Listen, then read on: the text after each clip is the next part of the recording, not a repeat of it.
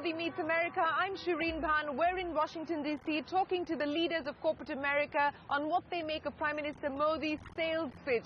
Joining me today is a man who knows India. He's the man who heads MasterCard globally and is also the chairman of the US-India Business Council. Join me as I speak with Ajay Banga. Ajay Banga, thanks very much for joining us on CNBC TV 18. You were part of that high-powered CEOs meeting that the Prime Minister had this morning. What were the specific issues that CEOs raised with the Prime Minister?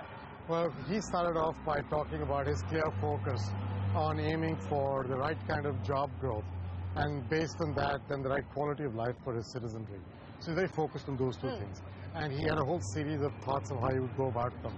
And most of that came out through a listening and talking process with him. Okay. The CEOs essentially listened to him, understood his perspective, and said, this is great. And then he said, tell me what your issues are. And that's when we got down to stuff that still hangs out there. Some things like the retrospective taxation and clearing it up. Did you get an answer on that? Because clearly there's disappointment with the fact that this government has not done enough to actually allay apprehensions. The retrospective tax law says they've set up a committee, but that perhaps isn't enough, is the feedback from investors. You know, although investors, I think you'll find two types. You'll find those who understand nothing happens in a day. Rome was not built in a day. And we're in an awkward situation on this taxation. It requires legislative action. You're not going to get that done in the course of a week or 2 weeks or 3 months.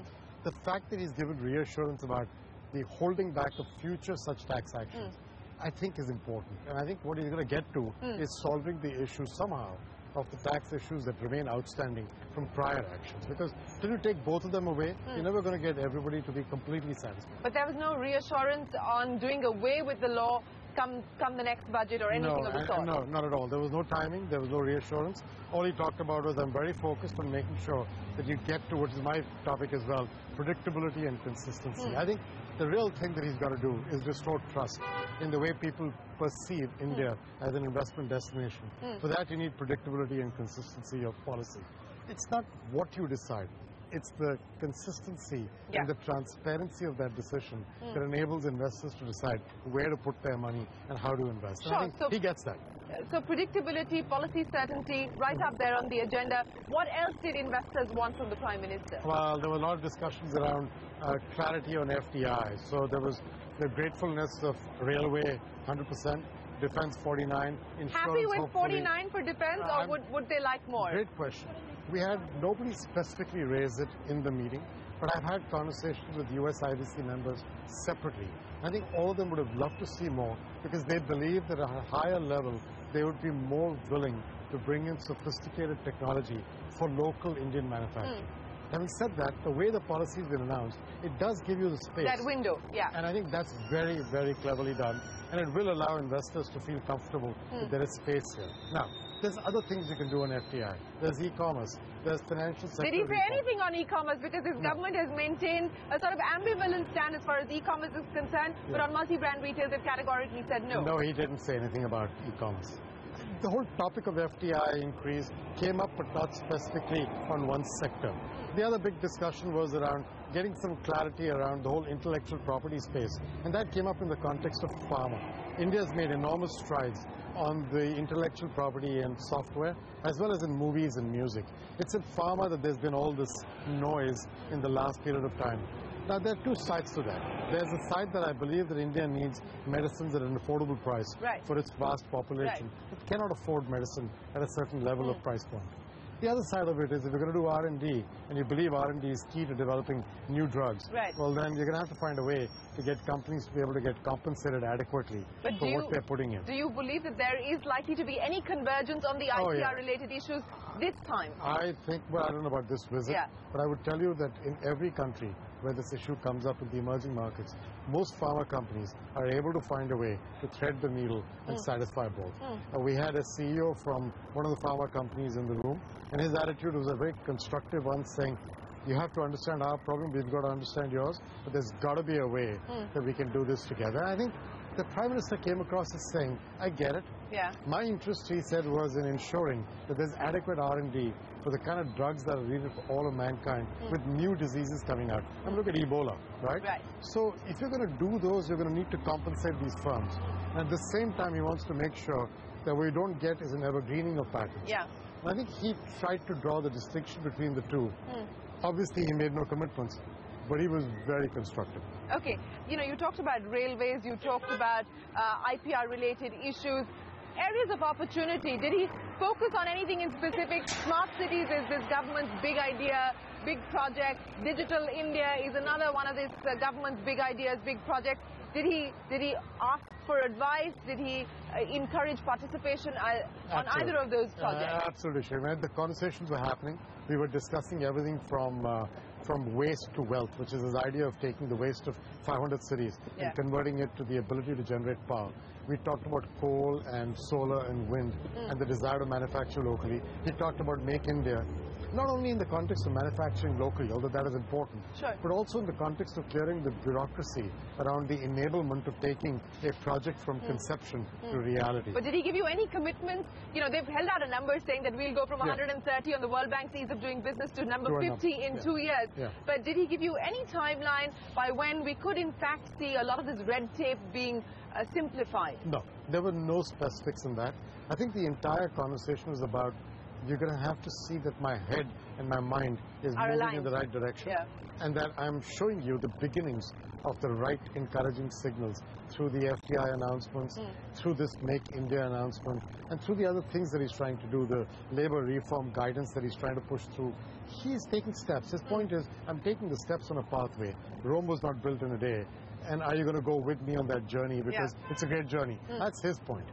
Investors are naturally saying, look, we've seen some of this movie earlier. Before, and we want to make sure that this time it's truly different. You sound different.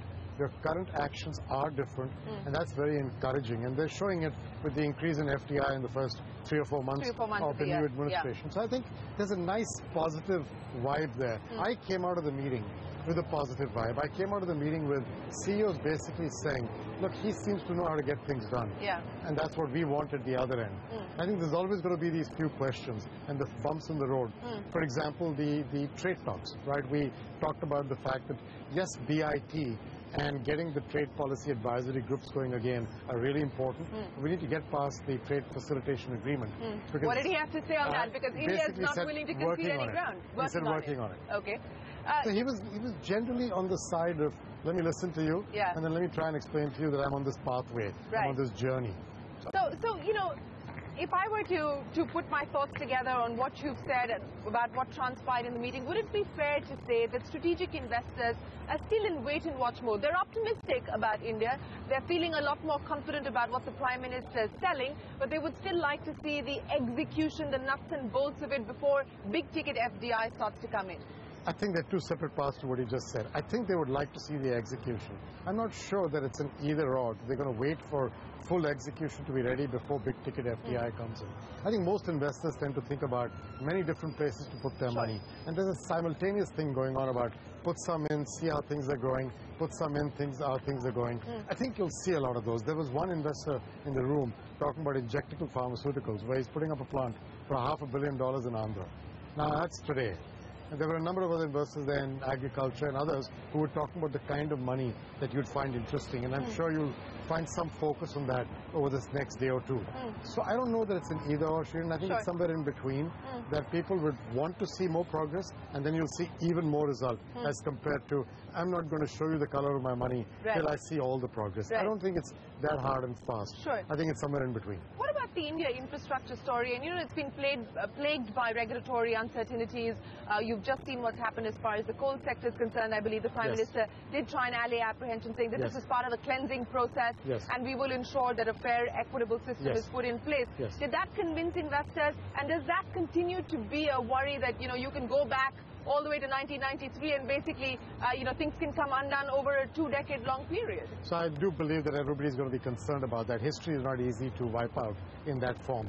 He did do a very good job of saying that, look, I understand that judgment, but I actually see an opportunity there. Now, he didn't give any specifics because I think it's tough when you just had a Supreme Court judgment to make that comment.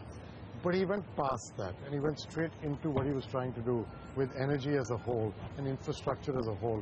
And actually there was a fair amount of conversation about the time to market for an infrastructure project, the kinds of infrastructure projects that India would need, the smart cities. He talked about creating a model smart city and then multiplying it 100 times over. And there were a couple of CEOs in the room who are clearly interested in the smart cities idea. the IBMs of the world. And the GEs of the world and the Dow Chemicals of the world who are all interested in what they could bring to the party on smart cities. So I think there's enough interest and energy. The question is, how does it build up? How much of this results in real execution? And at the other end, how much money starts flowing in? And I think we're going to see a little bit of both move along. That's my sense of it. So in terms of reforms now, and the government has started the reform process, has of course articulated what it intends to do as far as amending old legislations are concerned and so on and so forth. If I were to ask you to prioritize for us from a foreign investor point of view, what are the key reforms that you would like this government to undertake?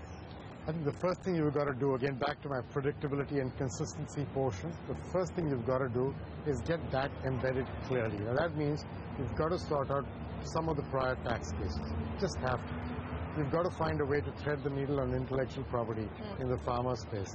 I think the trade agreements have got to move forward because I think it surprised people when India pulled out of the TFA because they thought they'd reached a point that was working well. You've got to take away that element of surprise, that element of confusion that gets caused by what might be good reasons on India's part but gets seen as back and forthing by an investor. I think those steps are going to have to get taken. And then you're going to have some consistent steps on FDI, and I think good steps on labor law reform.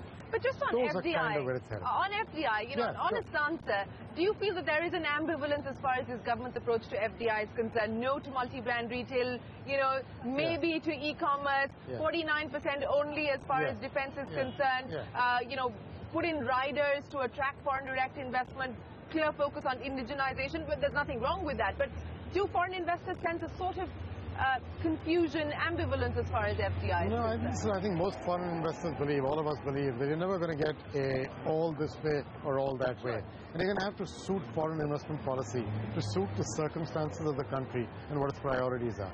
I think so long as you get that clarity, and then it doesn't change on you halfway through your investment cycle, because that's difficult. So did nobody raise the retail issue and the fact that this is stated policy and you've done a U-turn on it? It's retrospective. It didn't come up. It didn't come up. Time for us to take a break, but when we return, we continue our conversation with Ajay Banga, the chairman of the US-India Business Council and the man who heads MasterCard globally.